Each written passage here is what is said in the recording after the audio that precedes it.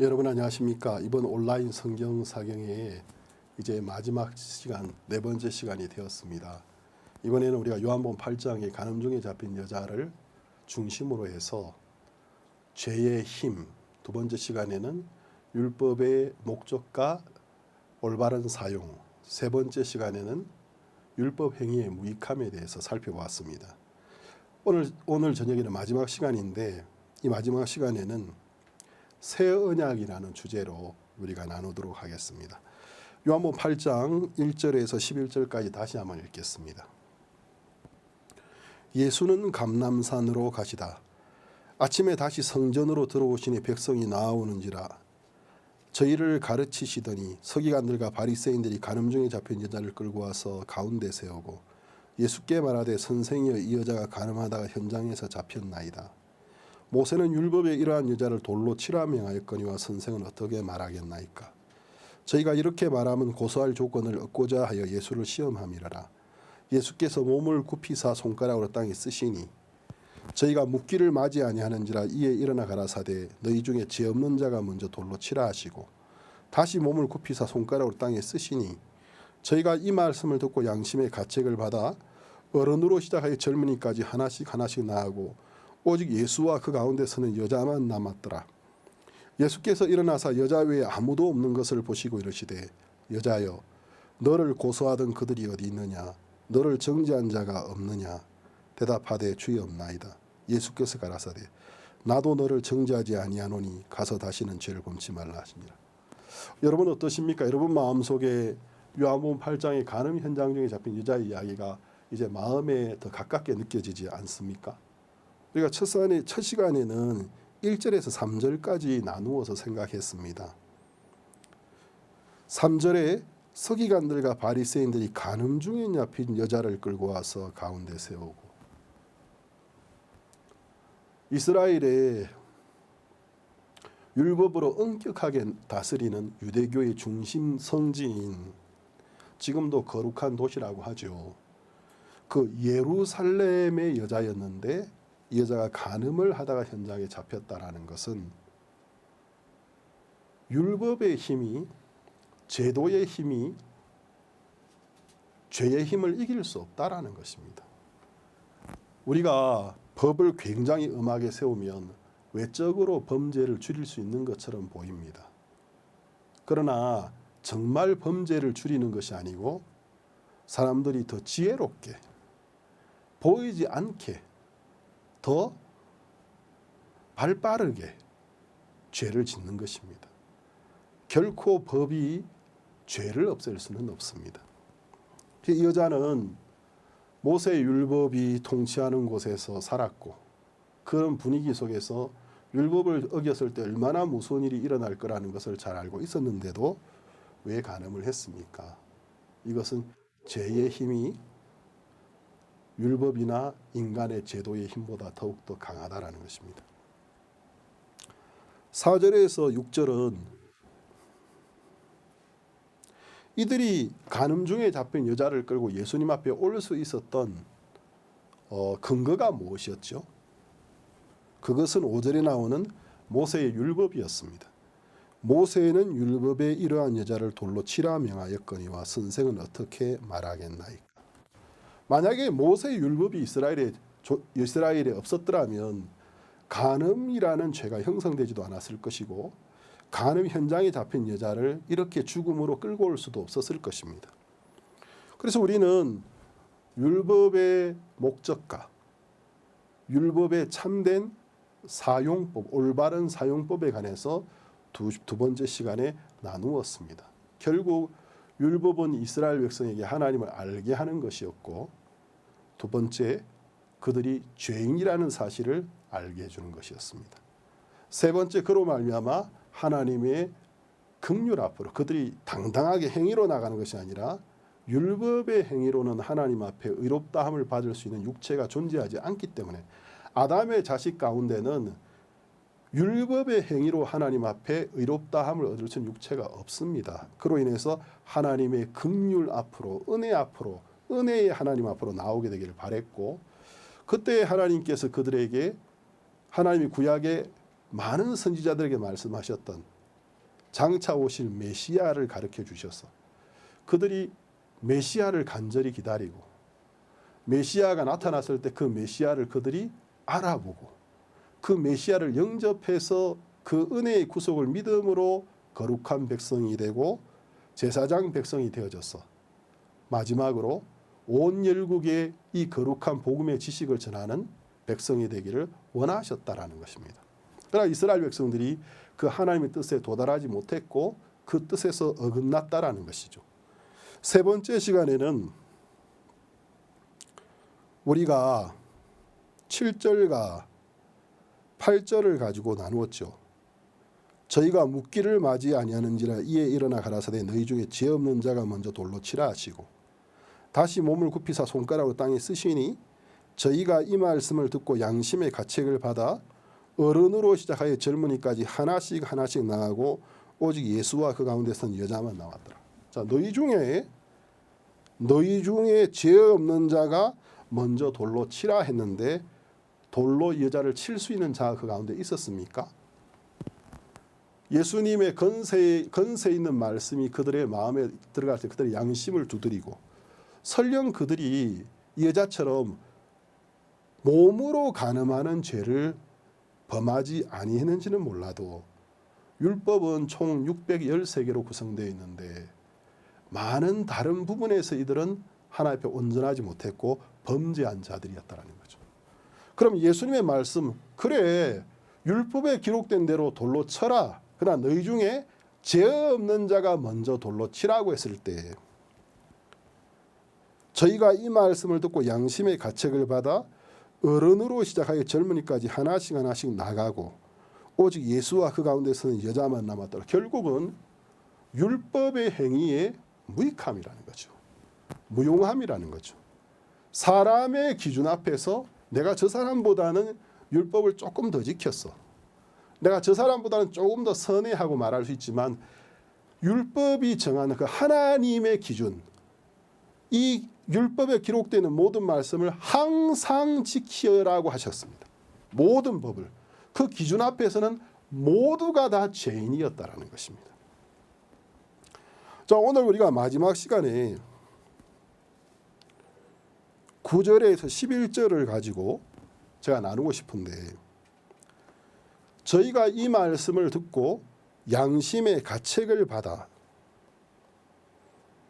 어른으로 시작하여 젊은이까지 하나씩 하나씩 나오고 오직 예수와 그 가운데서는 여자만 남았더라.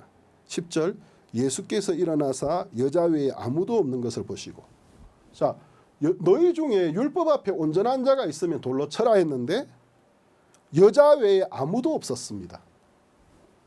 이건 뭘 의미하죠?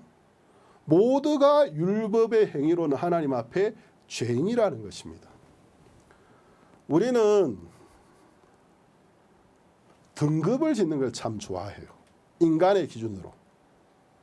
우리가 어떤 인간이 가지고 있는 등급을 가지고 보면 조금 더 죄를 범한 사람, 죄를 좀 덜 범한 사람 이런 기준을 가지고 좀 덜 범한 사람이 더 선하고 더 범한 사람이 악하다고 말할 수 있겠지만 우리의 마음을 불꽃 같은 눈으로 뚫어보시는 하나님의 눈앞에 섰을 때 여러분 중에서 간음하지 않은 사람 있겠냐는 것입니다. 여러분 중에 살인하지 않은 자 있겠냐는 것입니다. 여러분 가운데 도적질하지 않은 자 있겠냐는 것입니다. 결국 하나님의 기준에 율법의 행위로 아무도 도달할 수가 없다라는 것이죠.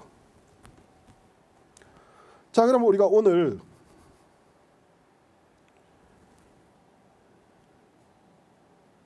10절 예수께서 일어나서 여자 외에 아무도 없는 것을 보시기 위해서 여자여 너를 고소하던 그들이 어디 있느냐 너를 정죄한 자가 없느냐 11절 대답하되 주여 없나이다. 자, 이 여자는 반쯤 정신이 나가 있었을 거예요. 실질적으로 죽음 앞에 있었기 때문에 이미 넋이 나갔다 그러죠. 몸은 거기 있어도 제정신이 아닌 상태였는데 이 여자는 어쩌면 예수님과 바리새인과 서기관이라는 대화를 듣기는 들었어도 그 당시에는 무슨 말인지 이해도 잘 못했을 수도 있고 잘 못 알아들었을 수도 있어요. 어쨌든 바리새인과 서기관들이 살기등등하게 막 여자를 끌고 올 때 그냥 곱게 이렇게 여자라고 뭐 인권 이야기하면서 팔 잡고 데려왔겠습니까? 밀어붙이고 집어 끌고 하면서 욕을 하면서 오지 않았겠습니까? 여자는 예수님 앞에 끌려왔을 때 내가 이렇게 될 줄 알았어. 이렇게 될 줄 알았는데 나 이렇게 하지 않으려고 했는데 나 간음 안 하려고 했는데 나 율법을 지키려고 했는데 결국 나는 율법을 어길 수밖에 없었어.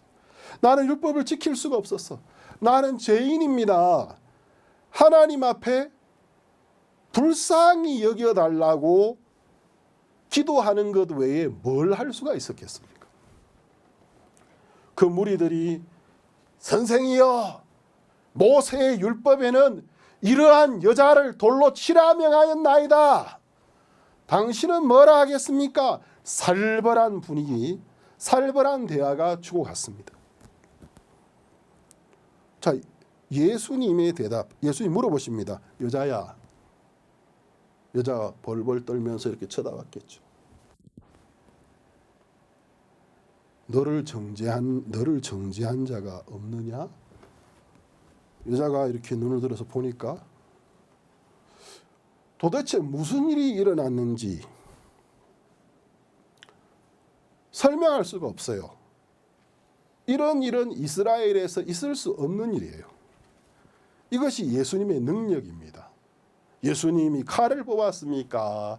창을 뽑았습니까? 무슨 천둥 번개가 치는 능력을, 그 벼락이 떨어진 걸 보여주어서 사람들을 두렵게 해서 떠나게 했습니까? 아니었습니다. 예수님의 그 말씀의 권능이, 예루살렘에는 간음하다가 현장에 잡힌 사람을 이스라엘 나라에서는 율법대로 심판하지 아니하고 놓아주는 일이 있을 수가 없는 나라예요. 그런데 그 있을 수 없는 불가능한 일이 이 여자가 예수님 앞에 나왔을 때 이루어졌단 말입니다. 예수님이 여자여, 너를 정죄한 자가 없느냐? 여자가 벌벌 떨면서 이렇게 보았습니다. 자기를 주변으로 자기를 죽이려고 왔던 바리새인과 서기관들의 일행들이 가져왔던 돌, 자기에게 무자비하게 집어 던지기 위해서 가져왔던 돌들이 동그란 모양으로 자기 주변으로 동그랗게 들어 쌓여 있는데 어떻게 이런 일이 일어나는지는 여자는 모르겠는 겁니다. 예수님이 여자여, 너를 정죄한 자가 없느냐 물으셨습니다. 11절 대답하되 주여 없나이다. 이 대답을 저처럼 이렇게 평온하게 이야기했겠습니까? 정말 떨리는 목소리로, 지금은 이렇지만 곧 무슨 일이 일어날지 모르는 마음으로 주여 없나이다 했을 것입니다. 예수님이 예수님의 그 두 눈동자로 여자를 찬찬히 바라보셨습니다. 그리고 말씀하셨습니다. 나도 너를 정죄하지 아니하노니 가서 다시는 죄를 범치 말라 하시니라. 자, 둘러선 그 무리들은 왜 이 여자를 정죄하지 못하고 떠났죠? 정죄하고 싶었습니다. 죽이고 싶었습니다. 왜 죽이지 못했죠? 예수님의 그 말씀 앞에서 너희 중에 죄 없는 자가 먼저 돌로 치라. 그 말씀이 그들의 마음을 뚫고 들어갔을 때, 야, 너는 정말 율법 앞에 온전해? 네가 간음하지 않았는지는 몰라도 이런 죄 짓지 않았어? 너 이런 악을 행하지 않았어? 너 이런 탐심을 품지 않았어? 너 네 이웃에 대하여 거짓말로 위증한 적 없어? 그러면 네가 율법의 이름으로 한 사람의 생명을 앗아갈 정도로 당당하게 이야기한다면 네가 율법 앞에 온전해야지. 다 양심의 가책을 받았습니다. 그들은 빛 대신 예수님의 그 영적인 그 빛 앞에서 자기들의 어두움을 깨달은 겁니다. 그들의 가증함을, 위선됨을 깨닫고 다 떠나간 겁니다. 너를 정죄하는 자가 없느냐? 없습니다. 예수님은 죄가 없으셨잖아요. 예수님은 율법을 다 지켰지 않습니까? 예수님이 뭐라고 하시나요? 여자여, 모세 율법대로 넌 죽어야 돼. 그렇게 말씀하신 것이 아니고 나도 너를 정죄하지 않으니 나도 너를 정죄하지 아니하노니 가서 다시는 죄를 범치 말라. 자, 예수님이 이 여자가 예수님 앞에서 도대체 뭐를 했습니까? 여기에 와서 무슨 눈물을 흘리고 통곡하면서 회개 기도를 했습니까? 눈물을 흘리고 통곡하고 회개하는 것도 여유가 있을 때 가능한 겁니다. 죽음이 목전에 왔을 때는 그럴 수 있는 여유도 없어요. 혹시 여러분 살면서 물에 빠져 익사할 뻔한 적 있었습니까? 예, 저 있었습니다. 정말 물에 빠져 익사할 수 있는 사람이 영화에 나오는 것처럼 살려주세요, 살려주세요 할 수 있는 것 같습니까? 살려주세요는 그 주변에 있는 사람이 보고 사람 살려, 사람 살려 하는 거예요. 정작 물이 코로 입으로 들어오고 눈앞이 노랗고 물속에 가라앉았다가 물먼지가 피어오르는 게 보이고 내가 물속에서 내 손을 휘젓는 게 내 손끝이 보였다가 물 위로 얼굴이 나왔다가 그 사람은 살려주세요 할 수는 말도 할 수가 있는 여유가 없습니다. 제가 초등학교 1학년 때 물에 빠져 죽을 뻔했는데 이름 모를 대학생이 와서 수경을 끼고 저를 살려 살았는데 그때 제 기억에 물먼지가 부르르 올라가면 제 손끝이 보였다가 물 밖으로 나왔다가 답답한 것 외에 정말 숨 쉴 수 답답한 것 외에 제가 할 수 있는 것이 아무것도 없었습니다. 아마 그 수경을 끼고 들어왔던 그 대학생 청년이 아니었다면 저는 죽었을 겁니다. 물가에 있었던 제 누나나 제 형도 제가 물에 빠진 줄 몰랐습니다.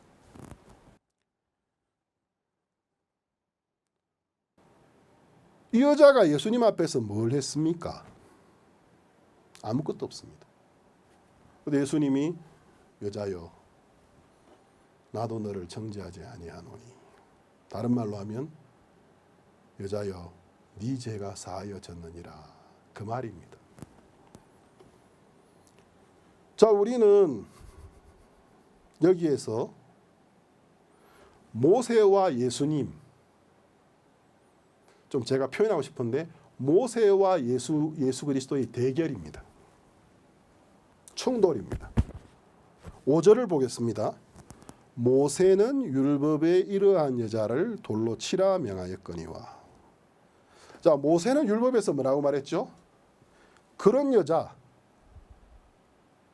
유부녀인데 결혼해서 남편이 있는데 자기 남편 외에 다른 남자와 숨어서 간음하다가 현장에 잡힌 여자는 돌로 쳐라라고 이야기했습니다. 자, 5절 후반절에 선생은 어떻게 말하겠나이까. 자, 여기서 모세와 예수님의 의견차를 보는 겁니다. 왜? 모세는 이런 여자를 보고 죄인이야, 돌로 쳐 죽여야 돼, 이렇게 이야기했습니다. 근데 예수님은 11절에서 나도 너를 정죄하지 아니한 여자야, 난 너를 정죄하지 않는다.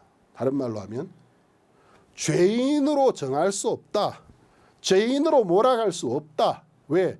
이 여자의 죄가 씻어져 있기 때문에, 갚아져 있기 때문에. 엄청난 온도차가 일어나지 않습니까? 율법으로는 사망인데 예수님은 아니야, 넌 죽지 않아, 난 널 정죄하지 않아. 극과 극의 이야기가 아니겠습니까? 자, 그러면 율법에 의하면 재판 자리에서 거짓 증거하는 것, 또 거짓으로 이거 위증, 거짓 증거하는 것, 위판, 거짓으로 판결을 내리는 건 중죄가 됩니다. 우리가 출애굽기 23장 7절을 보겠습니다.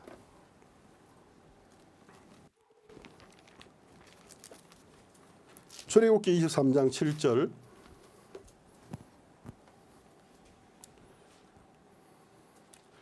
거짓 일을 멀리하며 무죄한 자와 의로운 자를 죽이지 말라. 나는 악인을 의롭다 하지 아니하겠노라. 자, 율법은 제가 여러 번 반복했던 것처럼 하나님의 정신이고 하나님의 마음을 적어놓은 거라 하지 않았습니까? 그런데 하나님은 출애굽기 23장 7절에 거짓 일을 멀리하며 무죄한 자와 의로운 자를 죽이지 말라. 반대로 나는 악인을 의롭다 하지 아니하겠노라. 자, 하나님이 야, 나는 무죄한 자와 의로운 자를 죽이지 마. 그건 내 뜻이 아니야. 이 말씀 볼 때 여러분 마음에 생각나는 거 뭐가 있죠? 십자가에 못 박히신 예수님이 무죄했습니까? 안 무죄했습니까? 십자가에 못 박히신 예수님이 의인이었습니까? 죄인이었습니까? 그분은 의인이었습니다. 그러면 십자가에서 예수님이 나의 아버지 도와주세요. 나의 아버지 도와주세요.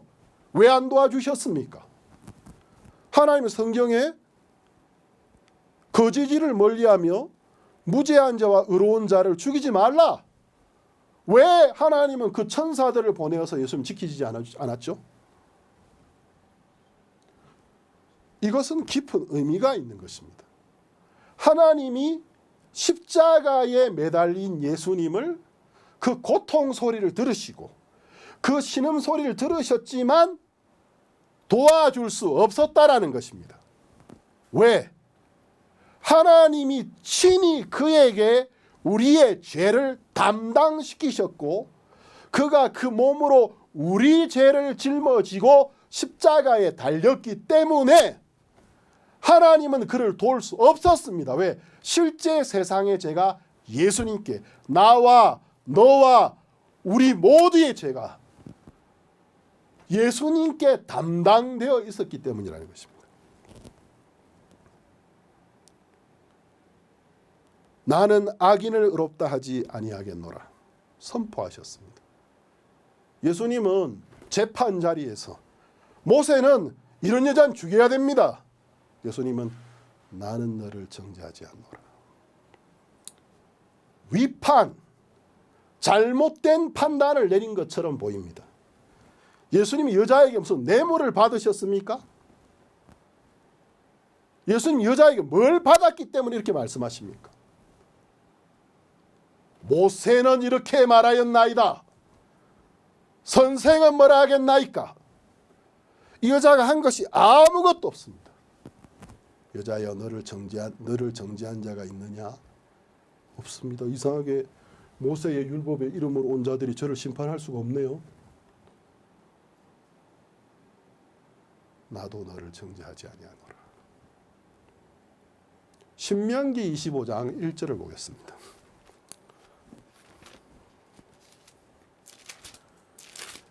신명기 25장 1절 찾으셨으면 읽겠습니다. 신명기 25장 1절 사람과 사람 사이에 시비가 생겨서 재판을 청하거든 재판장은 그들을 재판하여 의인을 의롭다 하고 악인을 정죄할 것이며 하나님 명령하셨습니다. 사람과 사람 사이에 시비가 생겨서 재판을 하게 되면 재판장은 그들을 재판하여 의인은 의롭다 하고 악인은 악인으로 정죄하라 했습니다. 간음하다가 현장에 잡힌 여자가 죄인 아닙니까? 간음하다가 현장에 잡힌 여자가 악인 아닙니까? 하나님은 그러면 그 예수님은 하나님하고 같으신 분이니까 여자여 넌 죄인이야 해야 되는데 나도 너를 정죄하지 아니하노라 하셨습니다. 잠언 17장 15절을 보겠습니다.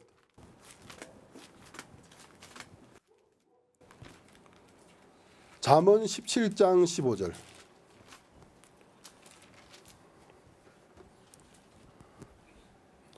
찾으셨으면 읽겠습니다. 악인을 의롭다 하며 의인을 악하다 하는 이 두 자는 다 여호와의 미워하심을 입느니라.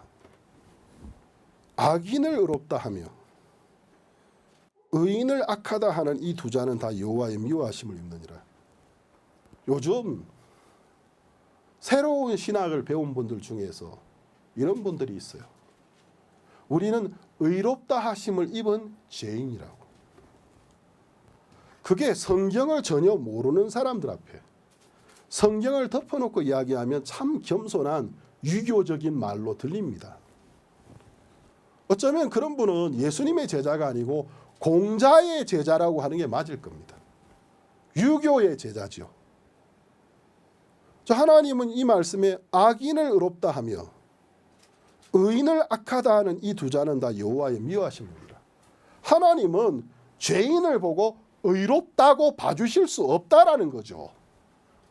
하나님은 의인을 보고 악하다고 말할 수 없는 분입니다. 하나님은 죄가 다 씻어지고 의로운 자를 보고 의인이라고 하고 죄를 가진 자를 보고 죄인이라고 하는 겁니다. 그렇기 때문에 하나님이 우리는 의롭다 하심을 입은 죄인이다. 그것은 신성모독이고 하나님을 모독하는 정말 무식한 이야기입니다. 자, 그럼 우리가 출애굽기 23장 7절, 신명기 25장 1절, 잠언 17장 15절 하나님이 여러 번 반복해서 말씀하신 걸 보았습니다. 예수님이 판단을 잘못하신 겁니까? 예수님이 재판을 잘못하신 것입니까? 예수 그리스도는 위판을 하지 않았습니다. 잘못된 판단을 하지 않았습니다. 그러면 왜 예수 그리스도는 이 여자를 정죄하지 않으셨나요? 우린 여기에서 모세와 예수 그리스도에게서 온도차를 느끼는 겁니다. 자, 견해의 차이, 온도의 차이는 왜 발생하느냐 하면 나를 어떤 위치에 두고 생각하느냐에 따라 달라지는 것입니다.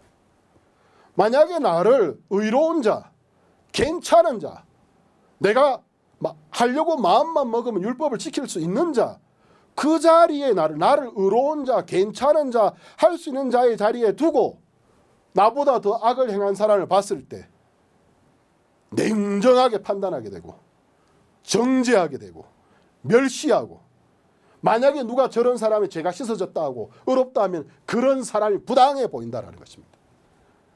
반대로 내가 불법한 자고 내가 위선자고 내가 범죄자고 내가 죄인이고 내가 악한 자의 자리에 있다라는 것을 마음의 염두에 두고 본다면 긍휼을 구하게 될 것이고, 긍휼을 입을 때 한없이 감사한 마음을 가지게 될 것입니다. 우리가 이 부분에서 내 마음이 어떻게 느끼고 있느냐, 그것은 현재 내 마음의 위치가 어디에 있는가를 가르쳐 주는 것입니다. 이 여자를 보면서 어떻게 저런 여자를 보고 죄 없다고 할 수 있지? 이해가 안 돼. 그렇게 말하는 사람은, 그렇게 느끼는 사람은 자기가 바리새인과 서기관의 자리에 서 있기 때문에 그런 겁니다. 반대로 내가 정말 죽을 수밖에 없는 죄인이고 내가 부족하고 내가 연약하고 내 힘으로는 하나님 앞에 정말 온전해질 수 없는 사람이라는 마음의 위치에서 이야기를 본다면 얼마나 복되고 얼마나 놀랍고 얼마나 은혜로운 말씀인지 모른다라는 것입니다.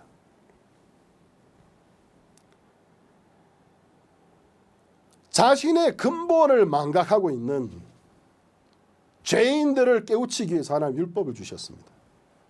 율법이 어떤 사람에 딱 적용되어져서 정말 죄인인 것을 깨닫고 율법의 목적이 그 사람에게 달성돼 버리면 율법은 반드시 개혁돼야 됩니다. 왜? 목적 달성을 했는데 율법이 할 수 있는 건 거울이에요. 우리의 모습을 정확하게 보여준 거예요. 너무나 투명한 거울이에요. 율법 앞에 내가 섰는데 죄인인 거예요. 내가 악인인 거예요. 율법의 목적이 달성, 율법을 통해 하나님의 거룩함도 알겠고 나의 죄인된 것도 알겠습니다. 율법은 거기까지입니다. 거울처럼 내 모습을 비춰줄 수는 있지만 나를 씻어주거나 나를 온전하게 할 수가 없어요. 그래서 율법의 목적이 달성되어지면 율법은, 첫 언약은 반드시 개혁되어져야만이 그 죄인된 사람이 죄에서 벗어날 수가 있습니다. 히브리서 8장을 보도록 하겠습니다. 신약성경 히브리서 8장.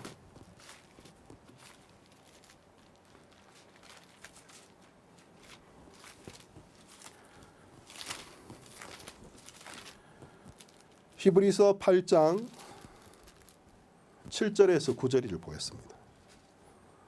저 첫 언약이 무음하였다면 둘째 것을 요구할 일이 없었으려니와 저희를 허물하여 일렀으되 주께서 가라사대 볼지어다 날이 이르리라 내가 이스라엘 집과 유다 집으로 새 언약을 세우리라.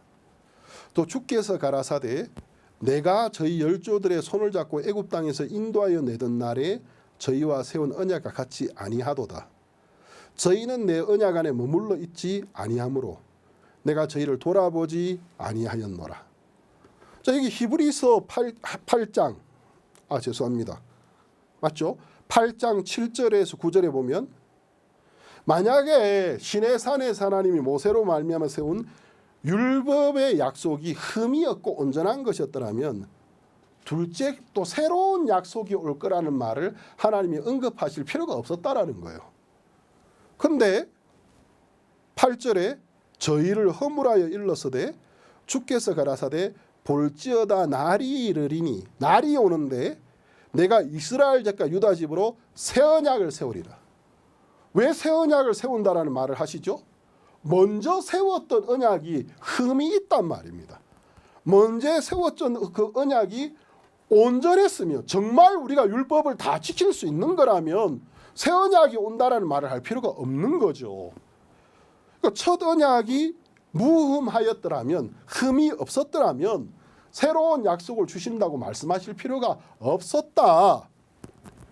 그러나 저희를 허물하여 일렀을 때 주께서 가라사대 볼지어다 날이 이르니 내가 이스라엘 집과 유다 집으로 새 언약을 세우리라. 첫 언약 아래서 실망하고 지쳐있고 절망하는 사람들에게 하나님 율법을 지킬 수가 없었습니다. 나는 죄인입니다. 얘들아, 날이 올 거야. 내가 너희들 새 언약을 세울게. 이 새 언약은 내가 너희들하고 지난번에 세운 언약하고 달라. 9절 또 주께서 가라사대 내가 저희 열조들의 조상들의 손을 잡고 애굽 땅에서 인도하여 내던 날 저희와 세운 언약. 그 언약은 어떤 언약이었죠? 율법에 기록되어 있는 예로 온갖 일을 항상 행할 때 복을 받는 것. 반대로 율법에 기록되는 온갖 일을 항상 행하지 못하면 저주를 받는 것. 그 약속하고는 다를 거다. 저희는 내 언약 안에 머물러 있지 아니하므로 율법을 못 지켰습니다. 내가 저희를 돌아보지 아니하였노라. 전쟁과 포로로 끌려가는 것, 이방의 장군들이 와서 멸망시키고 재산을 뺏기고 가족이 흩어지는 죽임을 당하는 고통을 그들이 당했습니다. 히브리서 9장 10절을 보겠습니다. 이런 것은 먹고 마시는 것과 여러 가지 씻는 것과 함께 육체의 예법만 되어 개혁할 때까지 맡겨둔 것이니라. 자, 히브리서 9장 10절에는 이런 것들, 율법을 지키고 율법을 지키지 못했을 때 지은 죄 때문에 양이나 염소나 흠 없는 제물을 성막으로 또는 성전으로 끌고 와서 번제단에서 자기 죄를 고백하고 안수하고 지은 죄 때문에 짐승을 죽여서 그 피로 죄를 씻음 받던 구약시대의 이 모든 것들은 먹고 마시는 것과 여러 가지 씻는 것과 함께 육체의 예법만 되어 개혁할 때까지 맡겨두신 것이니라. 하나님이 언젠가 바꾸기 위하여 개혁하시기 위하여 때를 정해 놓으셨다라는 것입니다. 자, 우리가 갈라디아서 3장 23절을 찾아보겠습니다.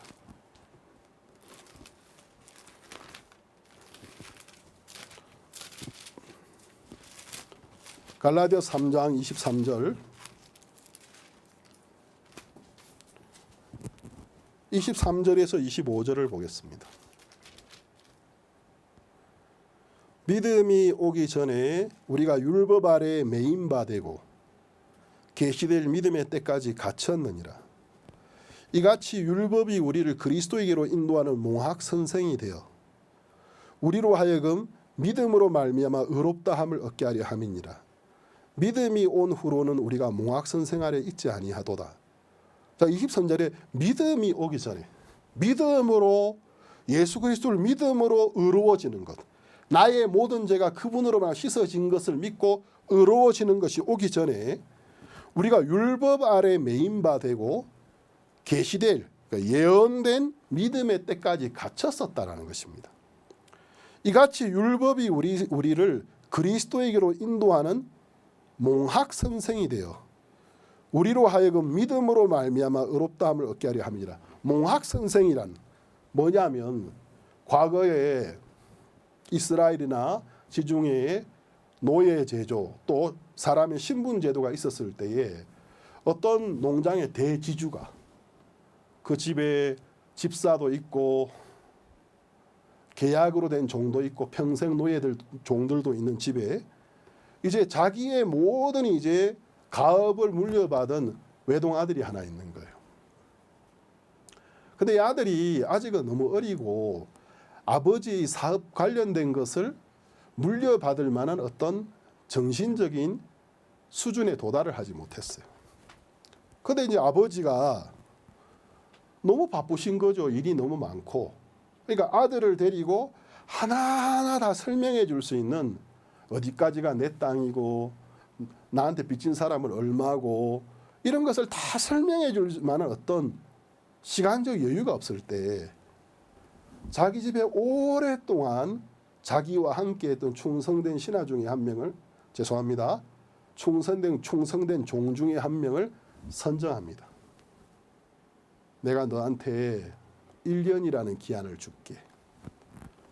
오늘이 몇 월 며칠이니까 다음에 오늘 이날까지 내 아들이 아직은 내 모든 가업을 물려받아야 되는데 너무 어리고 철이 없어. 네가 좀 교육을 시켜라. 교육을 시키고 내 가업을 이어받을 준비를 시켜달라. 그 선정된 사람을 몽학 선생이라고 하는 겁니다.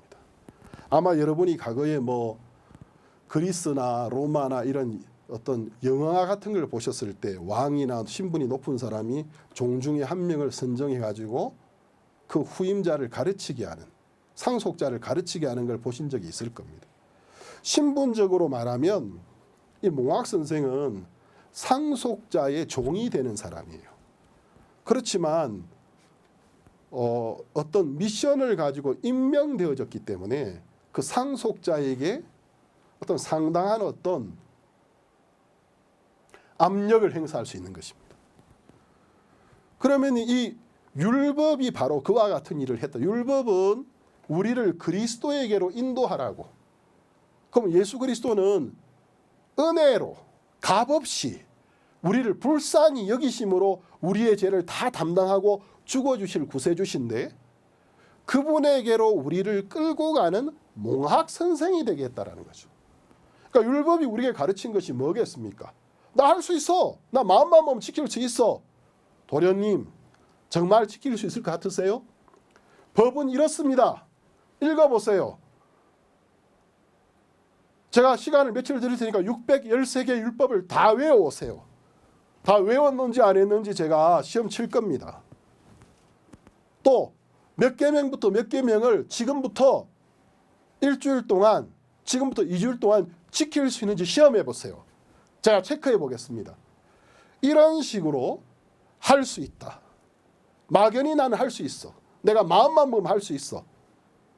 어떤 그런 어리고 준비가 되어 있지 않은 상속자에게 예수 그리스도 앞으로 이끌어가기 위한 몽학 선생이었다라는 것입니다. 제 말 이해되시죠? 그래서 여기에 보면 23절 믿음이 오기 전에 우리가 율법 아래 매인받고 계시될 믿음의 때까지 갇혔느니라. 이같이 율법이 우리를 그리스도에게로 인도하는 몽학 선생이 되어 우리로 하여금 믿음으로 말미암아 의롭다함을 얻게 하려 함이니라. 사람이 아담 안에서 죄인으로 난 인생이 하나님 앞에 눈보다도 더 희게 그 모든 죄를 씻음받고 의롭다함을 입을 수 있는 길은 하나님이 그 일을 이루어 주신 사실을 믿는 믿음으로만 가능한 겁니다. 아멘 되십니까? 아멘 해보세요. 가능하십니까? 하나님만 할 수 있는 하나님의 은혜로만 되는 거예요. 믿음이 온 후로는 우리가 몽학 선생 아래 있지 아니하도다. 자, 그러면 율법은 첫 언약은 개역의 때까지 새 언약이 오기까지 정하신 거라고 하나님 말씀하셨습니다. 이 부분을 잘 설명해 주는 게 구약 성경 예레미야 31장입니다. 31장을 한번 펴보겠습니다. 예레미야 31장 31절에서 34절까지 보겠습니다. 구약 성경 예레미야 31장 31절에서 34절입니다. 나 여호와가 말하노라. 보라, 날이 이르리니 내가 이스라엘 집과 유다 집에 새 언약을 세우리라. 자, 이스라엘 집과 유다 집, 북이스라엘, 남유다 두 개의 나라로 나눠졌다 했죠. 모든 이스라엘을 말하는 겁니다. 새 언약을 세우리라. 나 여호와가 말하노라. 이 언약은 내가 그들의 열조의 손을 잡고 애굽 땅에서 인도하여 내던 날에 세운과 같이 아니할 것은 내가 그들의 남편이 되었어도 그들이 내 언약을 파하였음이니라. 나 여호와가 말하노라. 그러나 그날 후에 내가 이스라엘 집에 세울 언약은 이러하니 곧 내가 나의 법을 그들의 손에 속에 두며 그 마음에 기록하여 나는 그들의 하나님이 되고 그들은 내 백성이 될 것이라. 그들이 다시는 각기 이웃과 형제를 가리켜 이르기를 너는 여호와를 알라 하지 아니하리니 이는 작은 자로부터 큰 자까지 다 나를 알미니라. 내가 그들의 죄악을 사하고 다시는 그 죄를 기억지 아니하리라. 여호와의 말이니라. 놀라운 말씀, 새 언약을 하나님이 예레미야 선지자를 통해서 말씀하셨습니다. 내가 날이 이를 거야. 내가 이스라엘 집과 유다의 집, 결국 모든 이스라엘 민족을 위하여 새 언약을 세울 거야. 나 여호와가 나 거짓말하는 거 아니야. 나 여호와가 말하노라. 이 언약은, 이 새 언약은 내가 그들의 열조의 조상의 손을 잡고 이집트 땅에서 인도하여 내던 날에 세운과 같이 아니할 것은, 그건 어떤 것이었죠? 하나님이 이스라엘 민족에 할 수 있는지 없는지 능력을 전혀 그들의 어떤 할 수 있냐 없냐를 조건을 포함시키지 아니하고 온전한 법을 주셨습니다. 날마다 여기 기록되어 있는 모든 것을 다 지키면 복, 못 지키면 저주야. 그렇게 하지 않으실 거라는 것입니다. 그것과 같이 아니할 것은 내가 그들의 남편이 되었어. 이건 이제 부부 관계에 있어서 참 신실한 남편, 아내에게 충실한 남편. 다른 말로 하면 나는 그 계약대로 정말 지키면 복 주려고 했어. 내 편에는 잘못한 게 없어. 그런데 그들이 내 언약을 파하였음이니라. 못 지켰습니다. 못 지키면서도 어찌 된 건지 지킨다고 믿고 살았습니다. 근데 항상 못 지켰습니다. 33절 나 여호와가 말하노라. 자, 이게 31절, 32절, 33절 첫머리가 다 어떻게 시작하죠? 나 여호와가 말하노라. 31절, 32절 나 여호와가 말하노라. 33절 나 여호와가 말하노라. 이거는 거짓말이 아니라는 것입니다. 하나님이 자기의 이름을 걸고 말씀하시는 거예요. 그날 후에 내가 이스라엘 집에 세울 언약은 이러하니, 자, 옛날에는 하나님이 하나님의 거룩한 법을 어디에다 적으셨죠? 두 돌판 위에, 돌판 위에 적으셨습니다. 돌판에 적힌 법을 보면 거룩하고 완벽해요. 그래서 사람의 마음에는 뭐가 있었습니까? 죄의 유혹이 있었고 욕망이 있었고, 그렇기 때문에 돌에 적힌 법이 나를 살리는 게 아니고 내가 그 법을 어겼을 때 날아와서 나를 쳐 죽여야 되는 심판의 법이 되었다라는 것입니다. 그런데 내가 나의 법, 새 법은 이제 하나님이 돌판에 적는 게 아니고 그들의 속에 넣어줄 거래요. 속에 넣어두며 그 마음에 기록하여. 이거 무슨 말이냐면 외부에다가 딱 적어놓고 봤지? 거룩하지? 온전하지? 지켜. 안 지키면 죽여. 이렇게 하시는 게 아니고 그 마음에 하나님이 하고 싶어하는 것, 그 마음에 하나님이 싫어하시는 것, 그 마음을 넣어두고 그 마음을 감동해서 이끌어 가시겠다라는 것입니다.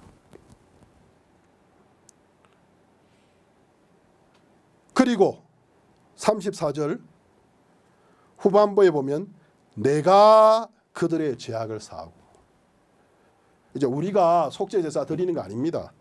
내가 그들의 죄악을 사해줘 버리고 다시는 그 죄를 기억지 아니하리라. 여호와의 말씀이니라. 내가 그들의 죄를 씻고 다시는 죄를 기억하지도 않고 그 마음에 내 법을 두고 기록해서 하나님의 새로운 영으로, 옛날같이 문자에 적힌 법이 아니고 내가 그 마음에, 다른 말로 하면 새 마음, 새 영을 두어서 그의 삶을 이끌어 가실 거라고 말씀하시고 있는 것입니다. 자, 그러면 첫 언약과 새 언약을 비교를 좀 해보겠습니다. 첫 언약은 누가 기록해 주었죠? 누가 기록해 주었죠? 누가 기록했습니까? 출애굽기 31장 18절을 보겠습니다. 31장 18절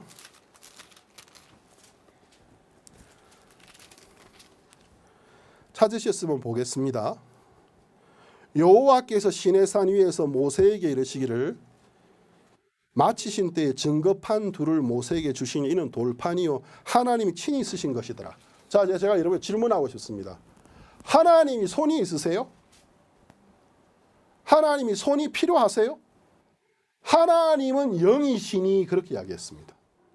하나님은 당신의 형상을 하늘에 있는 것이나 해와 달이나 어떤 하늘을 나르는 생명체나 땅 위에 있는 것이나 또 땅 속에 있거나 물속에 어떤 형상으로 만들지 말아 했습니다. 왜? 하나님은 영이시기 때문에. 하나님이 영이신데 무슨 하나님이 손이 있어서 글을 적으세요? 여러분이 이거를 좀 아시려 그러면 성경을 아셔야 되는데, 하나님은 천사라는 피조물들을 지었어요. 이 천사라는 피조물들은 영적 존재지만 영체, 몸이 있어요. 하나님의 뜻을 사람들에게 전달하고 하나님의 뜻을 성취하기 위하여 천사들이 하나님의 그 뜻을 받아서 하는 겁니다. 출애굽기에서는 하나님이 쓰셨던, 하나님은 손이 없어요. 손이 있을 필요가 없어요. 신약 성경 사도행전 7장 말씀을 보겠습니다.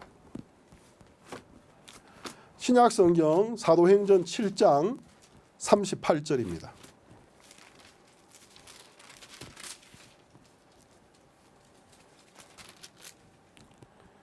찾으셨으면 읽겠습니다. 사도행전 7장 38절 시내산에서 말하던 그 천사와 및 우리 조상들과 함께 강야교에 있었고 또 생명의 도를 받아 우리에게 주던 자가 이 사람이라. 53절 너희가 천사에 전한 율법을 받고도 지키지 아니하였도다 하니라. 스데반이, 예루살렘의 7 집사 중에 하나였던 스데반이 성령에 충만해서 이스라엘의 역사를 쭉 이야기하면서 시내산에서 율법을 돌판에 적어졌던 그 손은 천사의 손이었다고 이야기하고 있습니다. 시내산에서 들려오던 그 하나님의 음성, 천사의 음성이었다는 거죠.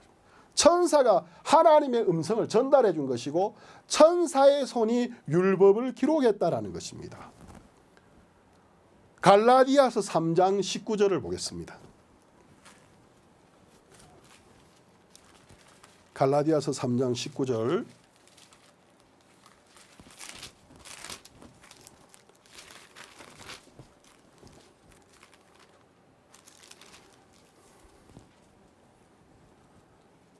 그런즉 율법은 무엇이냐?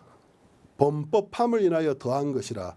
천사들로 말미암아, 자 뭐라고 됐죠?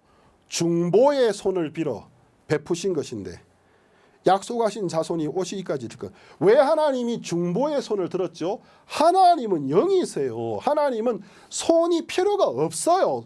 하나님 영이세요. 그러니까 그 신의 산에 나타났던 그 손, 다니엘서에 나타났던 그 손, 메네메네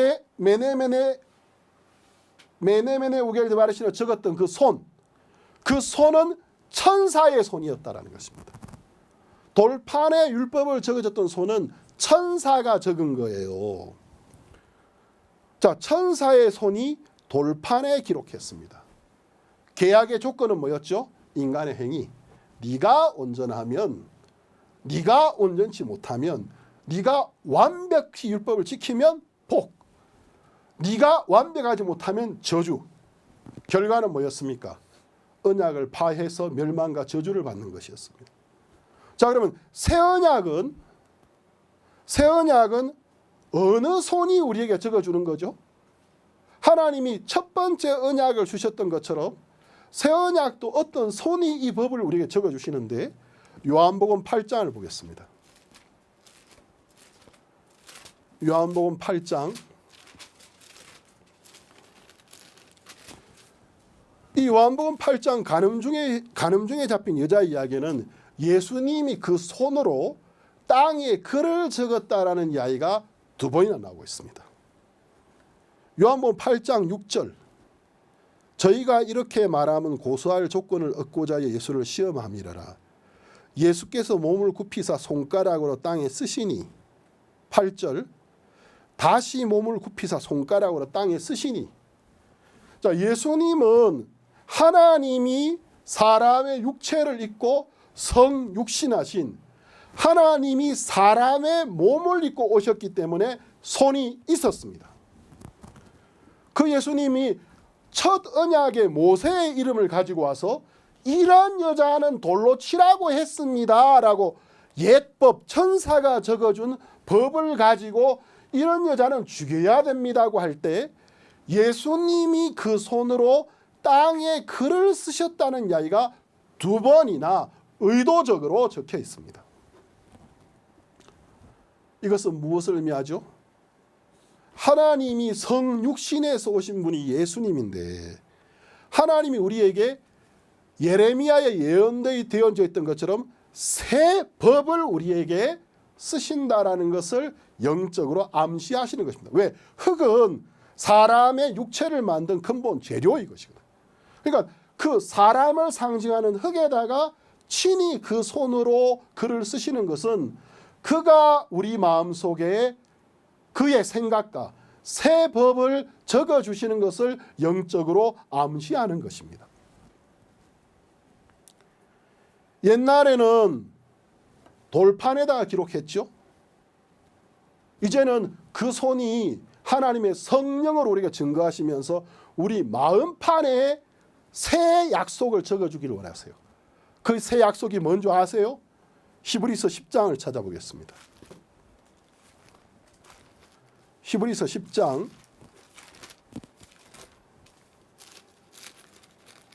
10절부터 보겠습니다.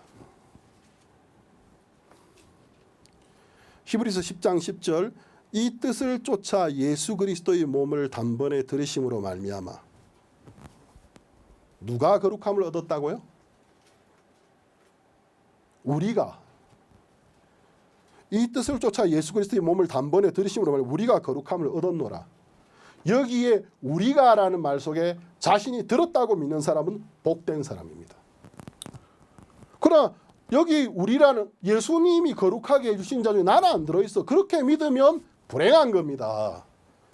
성경은 이 뜻을 쫓아 예수 그리스도의 몸을 단번에 들으심으로 말미암아 그분이 우리 죄를 짊어지고 죄의 값을 들여줌으로 말미암아 우리가 거룩함을 얻었노라. 이거는 아멘하고 믿음으로 받아들이면 여러분의 것이 되는 선물입니다.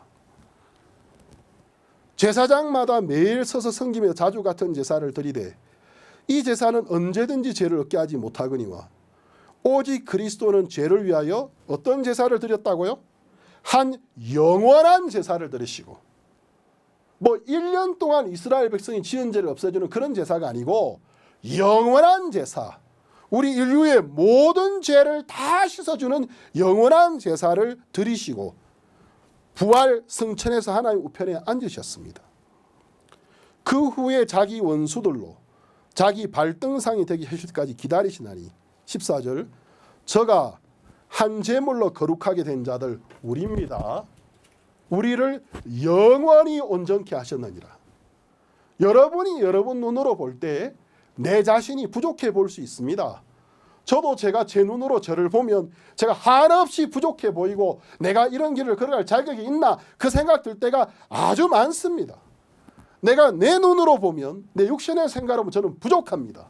그러나 하나님의 성경의 눈으로 하나님의 눈이 뭐라고 나를 보고 있자고 보면 뭐라고 말씀하시냐면 저가 한 제물로 거룩하게 된 자들을 영원히 온전케 하셨느니라. 믿으십니까? 믿으시는 분들은 아멘 하세요. 믿으십니까? 아멘.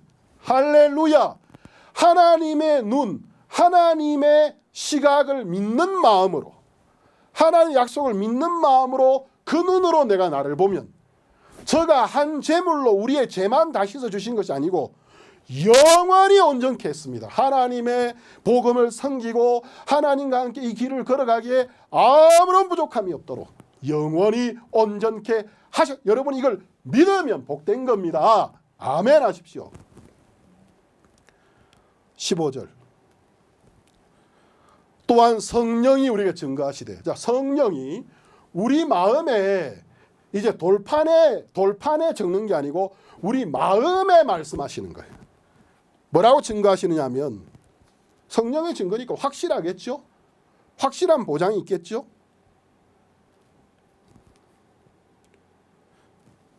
15절 또한 성령이 우리에게 증거하시되 주께서 가라사대 그날 후로는 저희와 세울 언약이 이것이라 하시고, 자, 내 법을 저희 마음에 두고, 돌판이 아닙니다. 저희 생각에 기록하리라. 하나님 우리 생각 속에 우리가 주님을 기억할 때 하나님의 뜻을 적어주시고 우리 생각 속에 하나님이 기뻐하는 일을 행하도록 이끌어 가실 거라는 것입니다. 살인하지 말라, 간음하지 말라, 돌판이 아니고 이 하나님 예수님을 통해 주신 이 구원을 받아들인 자, 이 죄사함, 예수님의 이름으로 우리 죄가 씻어진 사실을 믿는 믿음을 가진 자의 마음속에 성령이 그 마음에 임재하시고 성령이 그 마음 안에 언약을 세우시고 저희 마음에 두고 저희 생각에 하나님의 생각, 하나님이 하고 싶은 것을 기록해서 이끌어 가겠다라는 것입니다. 하신 후에 또 저희 죄와 저희 불법을 내가 다시 기억지 아니하리라 하셨으니 이것을 사하셨은즉 다시 죄를 위하여 제사 드릴 것이 없느니라. 예수님이 우리 마음에 적어주시는 새 언약은 뭡니까? 여자야, 네가 첫 언약으로는 첫 언약을 파했지. 네가 첫 언약으로는 살 길이 없지. 그래서 내가 너와 이 세상 사람들의 죄를 하나님 나에게 맡기신 거야.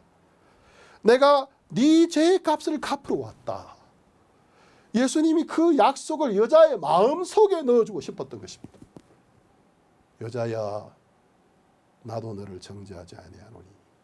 예수님은 그 여자를 정죄하지 않으신 것이 아니고, 할 수 있는데 않으신 것이 아니고 할 수가 없었습니다.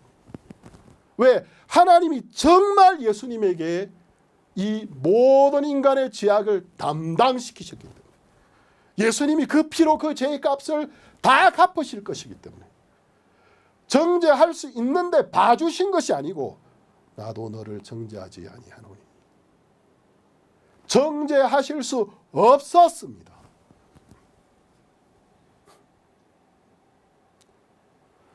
자, 첫 약속의 계약의 조건은 인간의 행위였잖아요. 이 새 언약의 조건은 뭔지 아세요? 오직 하나님의 긍휼입니다. 하나님이 우리를 불쌍히 여기시는 것입니다. 자, 우리가 시편 103편 8절에서 17절을 보겠습니다. 시편 103편 8절에서 17절. 여호와는 자비로우시며 은혜로우시며 노하기를 더디하시며 인자하심이 풍부하시도다. 항상 경책지 아니하시며 노를 영원히 품지 아니하시리로다.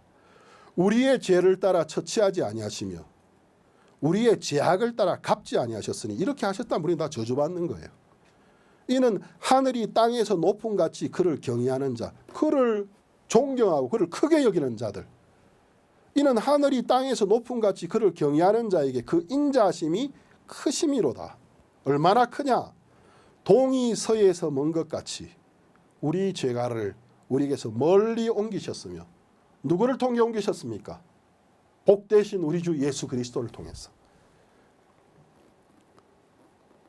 그 다음, 아비가 자식을 불쌍히 여긴 같이 여호와께서 자기를 경외하는 자를 불쌍히 여기시나니 이는 저가 우리의 체질을 아시며 우리가 진토임을 기억하심이로다. 자, 14절까지 하나님이 우리에게 그 인자와 긍휼을 베푸시기로 작정하신 이유는 이는 저가 우리의 체질을 아시며 우리가 진토임을 기억하죠. 너무나 연약한 존재이기 때문에 하나님이 긍휼과 인자로서 우리 죄를 따라 처치하지 아니하시고 우리 죄 따라 우리에게 갚지 아니하시고 동이 서에서 먼 것 같이 우리의 죄가를 멀리 옮겼습니다. 누구를 통해서? 예수 그리스도. 보라, 세상 죄를 지고 가는 하나님의 어린 양이로다. 그 양이 어디로 갔습니까? 갈보리 십자가에 가서 못에 박혀서 그 몸의 피를 다 흘리고 죽으시면서 다 이루었다, 죄의 값을 다 갚았다, 그분이 부활하셔서 우리가 의로워진 사실을 증거해 주셨습니다. 이사야 43장을 보겠습니다.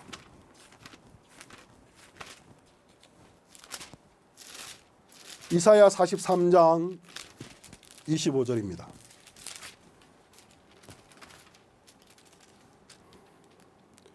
나 곧 나는 나를 위하여 내 허물을 도말하는 자니 내 죄를 기억지 아니하리라.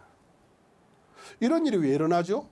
내가 네 허물을, 내가 네 죄를 도말, 다 없애주는 이유가 뭔지 알아? 내가 네 죄를 기억지 아니하는 이유가 뭔지 알아? 나의 자신을 위해서 하는 거야. 왜? 나는 너를 지으신 창조주 아버지이기 때문에 내가 해결해야 되는 거야. 아버지들은 이게 아버지 어머니들은 이게 무슨 말인지 알 겁니다. 자녀가 나이가 어리고 할 수 있다라는 교만한 마음이 들어서 미친 마음을 품고 큰 실수를 저질러서 어찌할 바를 모를 때 다른 사람은 다 손가락질해도 그를 놓은 아버지와 어머니는 그를 정말 사랑하기 때문에, 그 사랑 때문에, 자기 자신 때문에 그 자녀의 죄를 다 씻어버리고 다시는 기억지 않는 것입니다. 44장 21절 22절입니다. 야곱아 이스라엘아 이 일을 기억하라. 너는 내 종이니라. 내가 너를 지었으니 너는 내 종이니라. 이스라엘아 너는 나의 잊음이 되지 아니하리라. 내가 내 허물을 빽빽한 구름에 사라진 같이 내 죄를 안개에 사라진 같이 도말하였으니 너는 내게로 돌아오라. 내가 너를 구속하였습니다. 빽빽한 구름이 어떻게 사라집니까? 빽빽한 안개가 어떻게 사라집니까? 혹시 빽빽한 구름 낀 날 여러분이 보신 적 있고 안개가 자욱할 때 그 길을 걸어가신 적 있습니까? 그냥 길을 진행하다 보면 언제 구름이 다 없어졌는지 모르겠는데 언제 안개가 다 그쳤는지 나도 모르는 사이에 다 사라지는 것처럼 네가 모르는 사이에 내가 빽빽한 구름이 사라지는 것처럼 자욱한 안개가 다 그치는 것처럼 내가 네 죄를 다 씻었다. 언제? 십자가에서. 아멘. 그럼 여러분 하나님 앞에 이 사실을 믿으십니까? 이 하나님의 은혜를 믿으십니까? 하나님이 은혜의 선물을 받으십니까?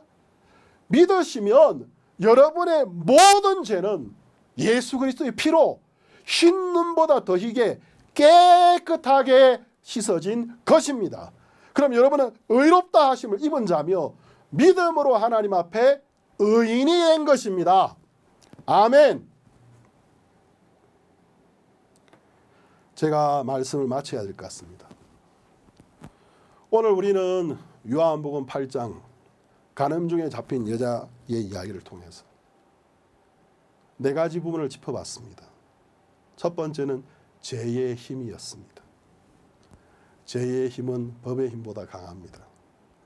죄의 힘은 어떤 제도의 힘보다 더 강합니다. 인간은 스스로 죄를 이길 수가 없습니다. 두 번째, 율법을 주신 하나님의 참된 목적과 올바른 사용법에 대해서 생각해 보았습니다.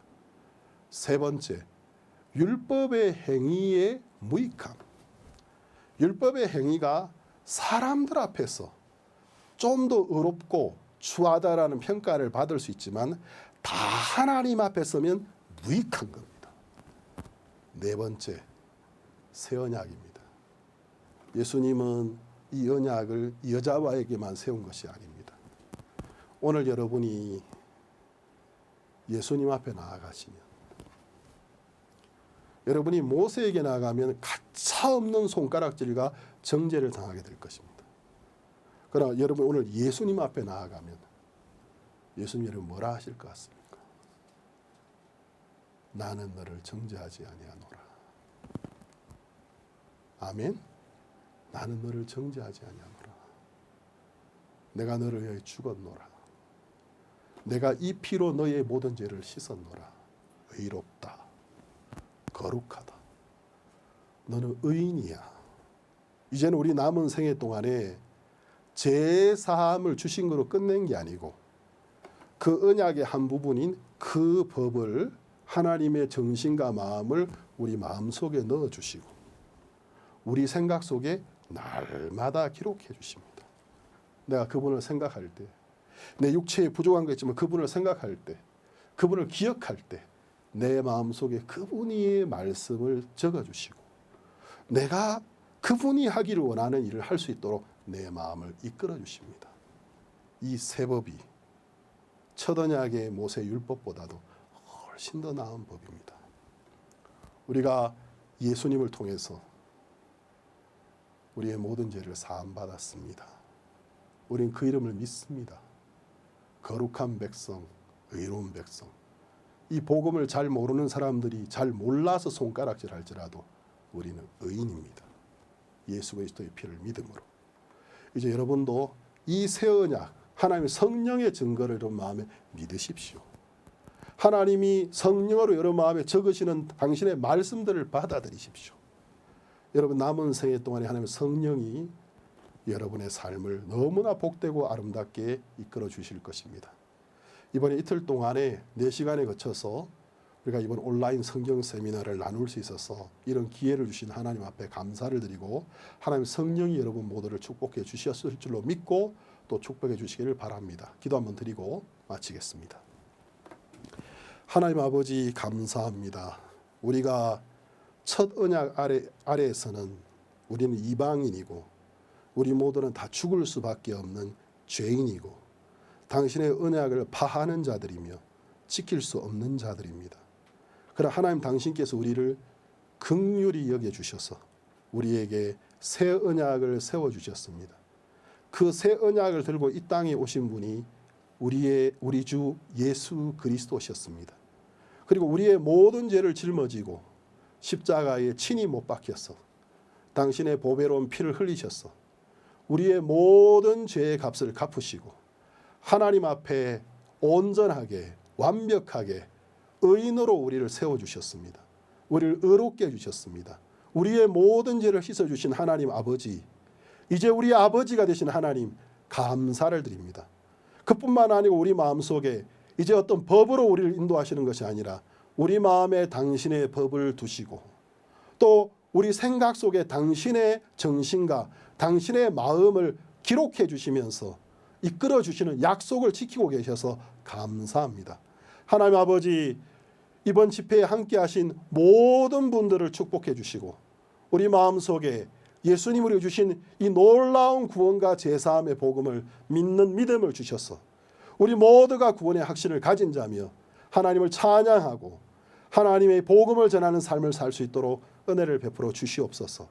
우리 주 예수님의 이름으로 기도드렸습니다. 아멘.